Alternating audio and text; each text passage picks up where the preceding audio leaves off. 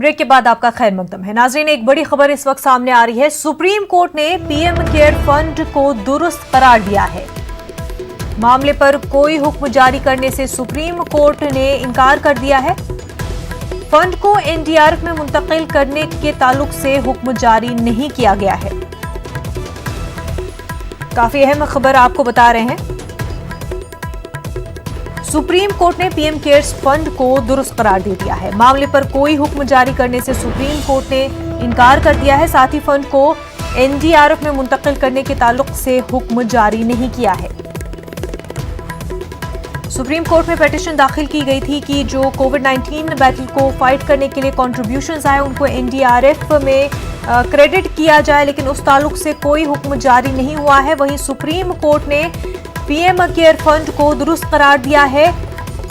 इस मामले पर कोई हुक्म जारी करने से सुप्रीम कोर्ट ने इनकार कर दिया है।